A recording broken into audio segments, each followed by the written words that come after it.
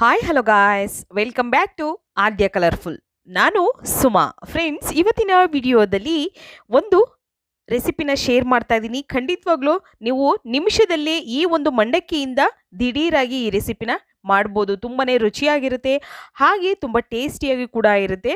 So ಈ ಒಂದು recipe ಮಾಡೋದಕ್ಕೆ ಮೊದಲನೇದಾಗಿ ಒಂದು ಬೌಲಿಗೆ ಒಂದು 3 ಕಪ್ ಆಗುವಷ್ಟು ನಾನು ಇಲ್ಲಿ ಮಂಡಕ್ಕಿನ ತಗೊಂಡಿದ್ದೀನಿ.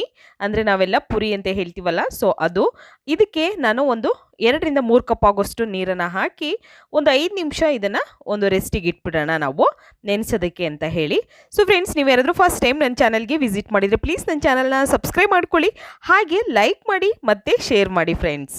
ಈಗ ನೋಡಿ, ನೀರನ್ನು ಹಾಕಿ ನಾನು ಇದನ್ನು ನೆನೆಯೋದಕ್ಕೆ ಬಿಡ್ತಾ ಇದ್ದೀನಿ. ಒಂದು 5 ನಿಮಿಷಗಳ ಕಾಲ ನಾವು ನೆನೆಯೋದಕ್ಕೆ ಬಿಡೋಣ. ಖಂಡಿತವಾಗ್ಲೂ ತುಂಬಾ ಟೇಸ್ಟಿಯಾಗಿರುವಂಥ ಒಂದು ಬ್ರೇಕ್ಫಾಸ್ಟ್ ರೆಸಿಪಿ ಇದು.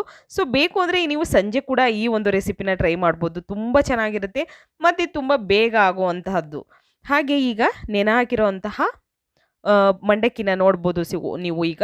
ಸೊ ಇದನ್ನು ನೆನೆ ಹಾಕಿರೋವಂಥದ್ದನ್ನು ನಾವು ಬಸ್ತು ಈಗ ಕೈಯಿಂದ ನೀವು ಹಿಂಡಿ ಕೂಡ ಹಾಕ್ಕೊಳ್ಬೋದು, ಅಥವಾ ಇದನ್ನು ಒಂದು ಸ್ಟ್ರೈನರಿಗೆ ಹಾಕಿ ಸೋಸ್ಕೊಂಡು ನಂತರ ಕೂಡ ಈ ಜಾರಿಗೆ ನೀವು ಹಾಕ್ಕೊಳ್ಬೋದು. ನಾನು ಕೈಯಿಂದನೇ ಹೀಗೆ ಜಸ್ಟ್ ನೀರನ್ನು ಹಿಂಡ್ಕೊಂಡು ಜಾರಿಗೆ ಹಾಕ್ಕೊಳ್ತಾ ಇದ್ದೀನಿ. ಹೀಗೆ ಒಂದು ಜಾರಿಗೆ ಹಾಕ್ಕೊಳ್ಳೋಣ. ಫಸ್ಟು ಎಲ್ಲ ಪುರಿನೂ ಕೂಡ ನೀರಲ್ಲಿ ನೆಂದಿರೋ ಅಂತಹದ್ದನ್ನು ಒಂದು 5 ನಿಮಿಷ ಸಾಕು, ಜಾಸ್ತಿ ಟೈಮ್ ಏನು ಬೇಡ, ಅದು ಬೇಗ ನೆನೆಯುತ್ತೆ ಪುರಿ.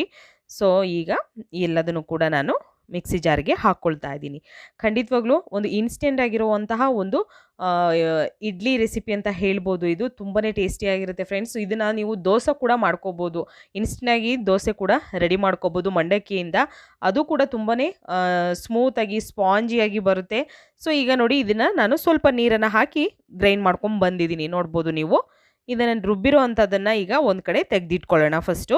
ಹಾಗೆ ಒಂದು ಬೌಲ್ ತೊಗೊಂಡಿದ್ದೀನಿ, ಮಿಕ್ಸಿಂಗ್ ಬೌಲ್. ಸೊ ಈ ಬೌಲಿಗೆ 1 ಕಪ್ ಆಗುವಷ್ಟು ನಾನು ರವೆ ಹಾಕ್ಕೊಳ್ತಾ ಇದ್ದೀನಿ. ಇದು ಚಿರೋಟಿ ರವೆ ಅಂತ ಹೇಳ್ತೀವಲ್ಲ, ಸೊ ಆ ರವೆನ ನಾನು ತೊಗೊಂಡಿದ್ದೀನಿ ಫ್ರೆಂಡ್ಸ್. ನೀವು ಬೇಕು ಅಂದರೆ ಉಪ್ಪಿಟ್ಟು ರವೆ ಕೂಡ ಹಾಕ್ಕೊಳ್ಬೋದು ಇದಕ್ಕೆ. ಹಾಗೆ ಇದಕ್ಕೆ ನಾನು ಒಂದು 3/4 ಕಪ್ ಆಗುವಷ್ಟು ಮೊಸರನ್ನ ಹಾಕ್ಕೊಳ್ತಾ ಇದ್ದೀನಿ. ಚೆನ್ನಾಗಿ ಬೀಟ್ ಮಾಡಿರೋಂತಹ ಮೊಸರು, ಸೊ ಅದನ್ನು ಹಾಕ್ಕೊಳ್ತಾ ಇದ್ದೀನಿ. ಮೊಸರು ಮತ್ತು ರವೆನ ಹಾಕಿ ನಾವು ಮಿಕ್ಸ್ ಮಾಡ್ಕೋಬೇಕು ಇದನ್ನು. ನೋಡಿ, ನಿಮಗೆ ಕಲಸೋಕ್ಕೆ ಸ್ವಲ್ಪ ನೀರು ಬೇಕು ಅನ್ನೋದಾದರೆ ಸ್ವಲ್ಪ ನೀರನ್ನು ಆ್ಯಡ್ ಮಾಡಿಕೊಂಡು ನೀವು ಹಿಟ್ಟನ್ನು ಕಲಿಸ್ಕೋಬೋದು. ಆದರೆ ಜಾಸ್ತಿ ತೆಳ್ಳಗೆ ಮಾಡ್ಕೋಬೇಡಿ, ಮೀಡಿಯಮ್ ಆಗಿ ಇರಲಿ ಸಾಕು. ನಾವು ಮಾಮೂಲಿ ಇಡ್ಲಿ ಮಾಡಬೇಕಾದ್ರೆ ಹೇಗೆ ನೀರು ಎಷ್ಟು ಹಾಕಿರ್ತೀವೋ ನೋಡಿಕೊಂಡು ಹಾಕ್ತೀವಲ್ಲ, ಸೊ ಅದೇ ರೀತಿ ನೀರನ್ನು ನೀವು ಹೀಗೆ ಹಾಕ್ಕೊಳ್ಳಿ. ಅಂದರೆ ಈಗ ಸ್ವಲ್ಪ ರವೆ ನೆನಿಬೇಕು, ಆದ್ದರಿಂದ ಸ್ವಲ್ಪ ನೀರನ್ನು ಹಾಕ್ಕೊಂಡಿದ್ದೀನಿ ಅಷ್ಟೇ ನಾನು. ಈಗ ಗ್ರೈಂಡ್ ಮಾಡಿರೋ ಅಂಥದ್ದನ್ನು ಕೂಡ ನಾವು ಈ ಒಂದು ಬೌಲಿಗೆ ಹಾಕ್ಕೊಳ್ಳೋಣ. ಅದನ್ನು ಕೂಡ ಇದಕ್ಕೆ ಹಾಕಿ ನಾವು ಚೆನ್ನಾಗಿ ಮಿಕ್ಸ್ ಮಾಡ್ಕೋಬೇಕು. ಸೊ ನೋಡಿ, ನಾನು ಹಾಕ್ಕೊಳ್ತಾ ಇದ್ದೀನಿ.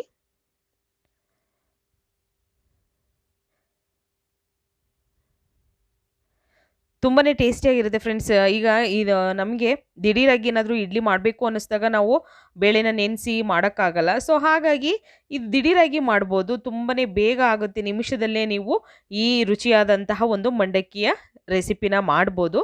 ಸೊ ಈಗ ನೋಡಿ, ಮಿಕ್ಸ್ ಮಾಡಿ ನಾನು ಸ್ವಲ್ಪ ಇದಕ್ಕೆ ಉಪ್ಪನ್ನು, ಬೇಕಿಂಗ್ ಸೋಡಾನ ಹಾಕ್ಕೊಳ್ತಾ ಇದ್ದೀನಿ. ಒಂದು ಚಿಟಿಕೆಯಷ್ಟು ಬೇಕಿಂಗ್ ಸೋಡಾನ ಹಾಕ್ಕೊಳ್ಳೋಣ. ಸೊ ನೋಡಿಕೊಂಡು ಉಪಯೋಗಿಸಿ, ಅಥವಾ ನೀವು ಈನೋ ಬೇಕು ಅಂದರೆ ಈನೋ ಕೂಡ ಹಾಕ್ಕೊಳ್ಬೋದು. ಸೊ ನಾನು ಬೇಕಿಂಗ್ ಸೋಡಾನೇ ಹಾಕ್ಕೊಂಡಿದ್ದೀನಿ. ಇದಕ್ಕೆ ಸ್ವಲ್ಪ ನೀರನ್ನು ಹಾಕಿ ನಂತರ ಇದಕ್ಕೆ ಮಿಕ್ಸ್ ಮಾಡಿಕೊಂಡು ಇದಕ್ಕೆ ಉಪ್ಪನ್ನು ಸೇರಿಸ್ಕೊಳ್ಳೋಣ. ರುಚಿಗೆ ತಕ್ಕಷ್ಟು ಉಪ್ಪನ್ನು ಹಾಕಿ ನಾವು ಮಿಕ್ಸ್ ಮಾಡ್ಕೊಳ್ಳೋಣ. ಈಗ ನೀಟಾಗಿ ಮಿಕ್ಸ್ ಮಾಡ್ಕೊಳ್ಳೋಣ. ಸೊ ನಮಗೆ ಇಡ್ಲಿಗೆ ಹಿಟ್ಟು ಹೇಗೆ ಬೇಕೋ ಹಾಗೆ ನೋಡಿಕೊಂಡು ನೀವು ನೀರನ್ನು ಉಪಯೋಗಿಸ್ಬೋದು ಫ್ರೆಂಡ್ಸ್. ಓಕೆ, ಸ್ವಲ್ಪ ಗಟ್ಟಿಯಾಗಿದೆ ಅನಿಸಿರೆ ನೀವು ಇನ್ನೊಂದು ಸ್ವಲ್ಪ ನೀರನ್ನು ಹಾಕ್ಕೊಂಡು ಹಿಟ್ಟನ್ನು ಕಲಿಸ್ಕೋಬೋದು. ಈಗ ಒಂದು 10 ನಿಮಿಷ ರೆಸ್ಟಿಗೆ ಇಟ್ಬಿಡೋಣ. ಸೊ ಇಲ್ಲಿ ಒಂದು ಪ್ಯಾನ್ ತೊಗೊಂಡಿದ್ದೀನಿ, ಇದಕ್ಕೆ ಒಂದು ಸ್ವಲ್ಪ ಆಯಿಲ್ನ ಹಾಕ್ಕೊಂಡಿದ್ದೀನಿ. ಆಯಿಲ್ ಹಾಕಿ ನಾವು ಇದನ್ನು ಸಾಸಿವೆ ಹಾಕ್ಕೊಳ್ಳೋಣ. ಇದಕ್ಕೆ ಒಗ್ಗರಣೆಗೆ ಇದು ತುಂಬ ಚೆನ್ನಾಗಿರುತ್ತೆ. ಈ ಥರ ಒಗ್ಗರಣೆ ಮಾಡಿ ನೀವು ಇಡ್ಲಿಗೆ ಹಾಕ್ಕೊಂಡು ಮಾಡಿಕೊಟ್ರೆ. ಹಾಗೆ ಸ್ವಲ್ಪ ಸಾಸಿವೆ ಸಿಡಿದ ನಂತರ ಇದಕ್ಕೆ ಸ್ವಲ್ಪ ಜೀರಿಗೆ, ಹಾಗೆ ನಾನು ನೋಡಿ ಸ್ವಲ್ಪ ಜೀರಿಗೆ ಹಾಕ್ಕೊಂಡಿದ್ದೀನಿ. ಹಾಗೆ ಕಡಲೆಬೇಳೆ ಕೂಡ ಹಾಕ್ಕೊಳ್ಳೋಣ. ಕಡಲೆಬೇಳೆ ಅಥವಾ ಉದ್ದಿನಬೇಳೆ, ಹೆಸರುಬೇಳೆ ಯಾವುದನ್ನು ಬೇಕಿದ್ರೂ ಹಾಕ್ಕೊಳ್ಬೋದು ನೀವು. ಸೊ ಕಡಲೆಬೇಳೆ ಸ್ವಲ್ಪ ಹಾಕಿ ಮತ್ತು ಕರಿಬೇವು ಹಾಕ್ಕೊಳ್ತಾ ಇದ್ದೀನಿ. ಹಸಿರು ಮೆಣಸಿನಕಾಯಿ ಬೇಕು ಅಂದರೂ ಕೂಡ ಹೆಚ್ಚಿ ನೀವು ಹಾಕ್ಕೊಳ್ಬೋದು ಈ ಒಗ್ಗರಣೆಗೆ. ಒಂದು 6ರಿಂದ 7 ಕರಿಬೇವಿನ ಎಲೆ ಹಾಕಿ ನಾನು ಒಗ್ಗರಣೆ ಮಾಡ್ಕೊಂಡಿದ್ದೀನಿ ನೋಡಿ ಹೀಗೆ. ಈಗ ಒಗ್ಗರಣೆ ಆಗಿರೋ ಅಂತಹದ್ದನ್ನು ನಾವು ಇಡ್ಲಿ ಹಿಟ್ಟಿದೆಯಲ್ಲ, ಸೊ ಆ ಹಿಟ್ಟಿಗೆ ಇವಾಗ ಇದನ್ನು ಹಾಕ್ಕೊಳ್ಳೋಣ. ಇಡ್ಲಿ ಹಿಟ್ಟಿಗೆ ಹಾಕಿ ನಾವು ಇದನ್ನು ಮಿಕ್ಸ್ ಮಾಡ್ಕೊಳ್ಳೋಣ ಫಸ್ಟು ಈಗ ನೀಟಾಗಿ.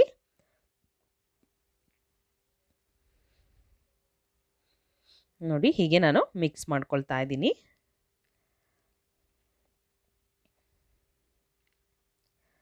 ನೀಟಾಗಿ ಮಿಕ್ಸ್ ಮಾಡ್ಕೊಳ್ಳಿ. ಸ್ವಲ್ಪ ನೀರು ಬೇಕು ಅಂದರೆ ಆ್ಯಡ್ ಮಾಡ್ಕೊಳ್ಳಿ. ಒಂದೊಂದು ಸ್ಪೂನು 2 ಸ್ಪೂನೇ ನೀರನ್ನು ಆ್ಯಡ್ ಮಾಡಿ. ಯಾಕೆಂದರೆ ಜಾಸ್ತಿ ನೀರು ಹಾಕ್ಬಿಟ್ರೆ ತೆಳ್ಳಗಾಗ್ಬಿಡುತ್ತೆ, ಆವಾಗ ಇಡ್ಲಿ ನೀಟಾಗಿ ಬರೋದಿಲ್ಲ, ಸ್ಮೂತಾಗಿ ಸ್ಪಾಂಜಿಯಾಗಿ ಬರೋದಿಲ್ಲ. ಸೊ ಹಾಗಾಗಿ ನೀವು ನೋಡಿಕೊಂಡು ನೀರನ್ನು ಉಪಯೋಗಿಸ್ಬೇಕು. ನಾನು ಅದಕ್ಕೆ ಸ್ವಲ್ಪನೇ ನೀರನ್ನು ಹಾಕ್ತಾ ಹಿಟ್ಟನ್ನು ಕಲಿಸ್ಕೊಳ್ತಾ ಇದ್ದೀನಿ. ಸ್ವಲ್ಪ ಗಟ್ಟಿ ಇದ್ದರೆ ನೀರು ಹಾಕ್ಕೊಳ್ಬೋದು, ತೆಳ್ಳಗಾಗ್ಬಿಟ್ರೆ ಕಷ್ಟ ಆಗುತ್ತೆ. ಈಗ ಸ್ಟ್ಯಾಂಡ್ ತೊಗೊಂಡಿದ್ದೀನಿ, ಇಡ್ಲಿ ಸ್ಟ್ಯಾಂಡು. ಸೊ ಇದಕ್ಕೆ ಸ್ವಲ್ಪ ಆಯಿಲ್ನ ನಾವು ಕೈಯಿಂದನೇ ಸ್ಪ್ರೆಡ್ ಮಾಡ್ಕೊಳ್ತಾ ಇದ್ದೀನಿ ನಾನಿಲ್ಲಿ.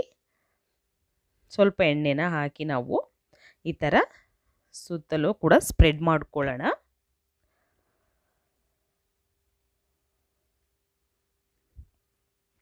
ಓಕೆ, ಸ್ಪ್ರೆಡ್ ಆಗಿದೆ. ಇವಾಗ ನಾವು ಹಿಟ್ಟನ್ನು ಇದಕ್ಕೆ ಹಾಕ್ಕೊಳ್ಳೋಣ.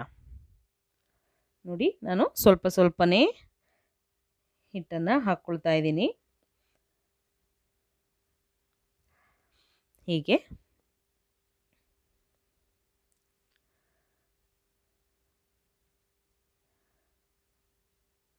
ಎಲ್ಲದಕ್ಕೂ ಕೂಡ ಹಾಕ್ಕೊಳ್ಳೋಣ. ಈಗ ತುಂಬಾ ಈಸಿಯಾಗಿ ಮಾಡುವಂಥ ಒಂದು ಬ್ರೇಕ್ಫಾಸ್ಟ್ ರೆಸಿಪಿ ಇದು. ಅದು ಮಂಡಕ್ಕಿಯಲ್ಲಿ ಮಾಡುವಂತಹ ಒಂದು ಇಡ್ಲಿ ಅಂದರೆ ಖಂಡಿತ ಎಲ್ಲರಿಗೂ ತುಂಬ ಇಷ್ಟ ಆಗುತ್ತೆ ಅಂತ ನಾನು ಭಾವಿಸ್ತೀನಿ. ಒಂದ್ಸಲ ಟ್ರೈ ಮಾಡಿ, ಯಾರೆಲ್ಲ ಕೂಡ ಮನೆಯಲ್ಲಿ ನೀವು ಟ್ರೈ ಮಾಡಿಲ್ವೋ ಸೊ ಒಂದ್ಸಲ ಟ್ರೈ ಮಾಡಿ, ಮಾಡಿರೋರು ಖಂಡಿತ ಇನ್ನೊಂದ್ಸಲ ಟ್ರೈ ಮಾಡಿ, ಪ್ರಾಬ್ಲಮ್ ಇಲ್ಲ. ಓಕೆ, ಹಾಗೆ ಟೇಸ್ಟ್ ಹೇಗಿತ್ತು ಅಂತ ಖಂಡಿತ ನನಗೆ ಕಾಮೆಂಟ್ ಸೆಕ್ಷನಲ್ಲಿ ತಿಳಿಸಿ ಫ್ರೆಂಡ್ಸ್. ಈಗ ನಾನು ಈಗ ಹಿಟ್ಟನ್ನು ಎಲ್ಲ ಪಾತ್ರೆಗೆ ಒಂದು ಸ್ಟ್ಯಾಂಡಿಗೆ ಹಾಕ್ಕೊಂಡಿದ್ದೀನಿ. ಸೊ ಈ ಇಡ್ಲಿ ಪಾತ್ರೆನೂ ಕೂಡ ಇಟ್ಟಿದ್ದೀನಿ, ನೀರು ಕುದಿ ಬರ್ತಾ ಇದೆ. ಸೊ ಕುದಿ ಬಂದಾಗ ಇವಾಗ ನಾವು ಸ್ಟ್ಯಾಂಡನ್ನು ಅದರೊಳಗೆ ಇಟ್ಕೊಳ್ಳೋಣ. ಫಸ್ಟು ಅದರೊಳಗೆ ನೋಡಿ ಒಂದೊಂದನೇ ಇಟ್ಕೊಳ್ತಾ ಇದ್ದೀನಿ ನಾನು. ಸೊ 2 ಸ್ಟ್ಯಾಂಡ್ ತೊಗೊಂಡಿದ್ದೀನಿ, 2 ಕೂಡ ಹೀಗೆ ನಾನು ತಟ್ಟೆಯಲ್ಲಿ 2 ತಟ್ಟೆ ತೊಗೊಂಡು ಅದನ್ನು ಒಂದು ಪಾತ್ರೆಯಲ್ಲಿ ಇಟ್ಕೊಳ್ತಾ ಇದ್ದೀನಿ. ಸೊ ಇದನ್ನು ಬೇಯಿಸೋಣ. ನಾವು ಸುಮಾರು ಒಂದು 10ರಿಂದ 15 ನಿಮಿಷ ಬೇಕಾಗುತ್ತೆ ಬೇಯೋದಕ್ಕೆ. ಸೊ 15 ನಿಮಿಷ ಇದನ್ನು ಬೇಯಿಸ್ಕೊಳ್ತಾ ಇದ್ದೀನಿ. ನೋಡಿ ಆಗಿದೆ, ಎಷ್ಟು ಚೆನ್ನಾಗಿ ಉಬ್ಬಿ ಬಂದಿದೆ ಅಂತ ಕೂಡ ನೀವು ನೋಡ್ಬೋದು. ಕೈಗೂ ಕೂಡ ಅಂಟ್ತಾ ಇಲ್ಲ, ತುಂಬ ಚೆನ್ನಾಗಿ ಬಂದಿದೆ. ಸೊ ಒಂದ್ಸಲ ಈ ರೀತಿಯಾಗಿರುವಂತಹ ಒಂದು ಇಡ್ಲಿನ ತಯಾರಿಸಿ ನೋಡಿ, ತುಂಬ ಟೇಸ್ಟಿಯಾಗಿ ಆಗುವಂತಹ ಮತ್ತು ನಿಮಿಷದಲ್ಲಿ ಆಗುವಂತಹ ಒಂದು ರುಚಿಯಾದ ಮಂಡಕ್ಕಿ ರೆಸಿಪಿ ಇದು. ಸೊ ಈಗ ಆಗಿರೋದನ್ನು ಸ್ವಲ್ಪ ತಣ್ಣಗಾಗೋದಕ್ಕೆ ಬಿಟ್ಟು ನಾನು ಒಂದು ಸ್ಪೂನ್ ಸಹಾಯದಿಂದ ಇದನ್ನು ತೆಗಿತಾ ಇದ್ದೀನಿ. ತುಂಬಾ ಸಾಫ್ಟಾಗಿ ಸ್ಪಾಂಜಿಯಾಗಿ ಬಂದಿರುತ್ತೆ. ಸೊ ನೋಡಿ ಸ್ವಲ್ಪ ತಣ್ಣಗಾಗಿದೆ. ಇವಾಗ ನಾವು ಒಂದು ಸ್ಪೂನ್ ಸಹಾಯದಿಂದ ತೆಗಿಯೋಣ. ಸೊ ನೀವು ಇದನ್ನು ಬೇಕಿದ್ರೆ ತಟ್ಟೆ ಇಡ್ಲಿ ಕೂಡ ಮಾಡ್ಕೋಬೋದು ಬೇಕು ಅಂತ ಅಂದರೆ. ಆಮೇಲೆ ಮತ್ತೆ ದೋಸೆ ಕೂಡ ಮಾಡ್ಕೊಳ್ಬೋದು, ದೋಸೆನೂ ಕೂಡ ತುಂಬ ಚೆನ್ನಾಗಿ ಬರುತ್ತೆ. ಸೊ ಯಾರಾದರೂ ಮಾಡಿಲ್ಲ ಹೇಗೆ ಮಾಡೋದು ಅಂತ ಅಂದರೆ ಖಂಡಿತ ನನಗೆ ಕಾಮೆಂಟ್ ಸೆಕ್ಷನಲ್ಲಿ ತಿಳಿಸಿ, ನಾನು ಹೇಗೆ ದೋಸೆ ಮಾಡೋದು ಅನ್ನೋದನ್ನು ಕೂಡ ನಿಮ್ಮ ಜೊತೆ ಶೇರ್ ಮಾಡ್ತೀನಿ. ಸೊ ಈಗ ನೋಡಿ ಎಲ್ಲದನ್ನು ಕೂಡ ಹೀಗೆ ನಾನು ತೆಗೆದು ಒಂದು ತಟ್ಟೆಯಲ್ಲಿ ತೆಗೆದಿಟ್ಕೊಳ್ತೀನಿ. ಇದಕ್ಕೆ ನೀವು ಕಾಯಿ ಚಟ್ನಿ ಅಥವಾ ಕಡಲೆ ಚಟ್ನಿ ಅಥವಾ ಕೊಬ್ಬರಿ ಚಟ್ನಿ ಯಾವುದನ್ನು ಬೇಕಿದ್ರೂ ಮಾಡ್ಕೋಬೋದು, ತುಂಬ ಟೇಸ್ಟಿಯಾಗಿರುತ್ತೆ ಕಾಂಬಿನೇಷನ್ನು. ಸೊ ಈಗ ಅದನ್ನು ಒಂದು ತಟ್ಟೆಗೆ ನಾವು ಸರ್ವ್ ಮಾಡ್ಕೊಳ್ಳೋಣ. ತುಂಬಾ ಈಸಿಯಾಗಿ ಮಾಡುವಂತಹ ಒಂದು ಬ್ರೇಕ್ಫಾಸ್ಟ್ ಇದು ಇನ್ಸ್ಟೆಂಟ್ ಇಡ್ಲಿ ಅಂತ ಹೇಳ್ಬೋದು. ಸೊ ಖಂಡಿತ ಒಂದ್ಸಲ ಮನೆಯಲ್ಲಿ ಟ್ರೈ ಮಾಡಿ ಹೇಗೆ ಬಂತು ಅಂತ ಕಾಮೆಂಟ್ ಸೆಕ್ಷನಲ್ಲಿ ತಿಳಿಸಿ. Okay, bye, see you, take care friends.